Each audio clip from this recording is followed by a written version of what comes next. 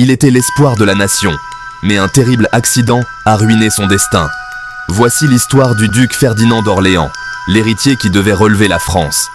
Né en 1810, à Palerme dans le royaume de Sicile, Ferdinand Philippe est le premier fils du duc Louis-Philippe d'Orléans et de son épouse Marie-Amélie de Bourbon-Sicile. Par son père, il appartient à la famille des Orléans, branche cadette de la lignée française des Bourbons. Après la fin de l'épopée napoléonienne et le retour de la monarchie, Ferdinand rentre en France avec sa famille, avec le rang de prince du sang, en tant que cousin de la famille royale. En 1830, après une nouvelle révolution, les Bourbons sont chassés du trône. Le père de Ferdinand accepte le titre de roi des Français sous le nom de Louis-Philippe Ier. En tant que fils aîné du nouveau roi, Ferdinand obtient le titre de prince royal, distinction réservée à l'héritier du trône.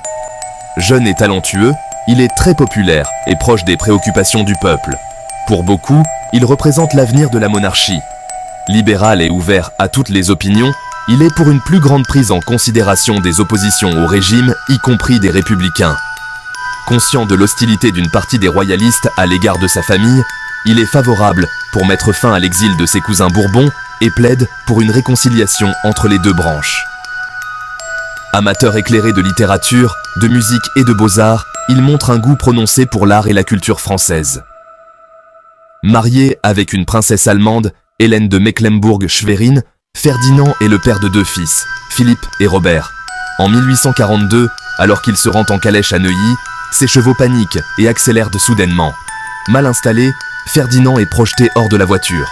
Il s'écrase la tête sur les pavés et meurt quelques heures plus tard à l'âge de 31 ans. Sa disparition soudaine ruine tous les espoirs de ses partisans, de sa famille et de nombreux Français. Inhumé dans la chapelle royale de Dreux, sa mort est considérée comme le début de la fin pour la monarchie orléaniste. Impopulaire, Louis-Philippe ne parviendra pas à se réconcilier avec son peuple et sera renversé par une révolution en 1848 et remplacé par une république.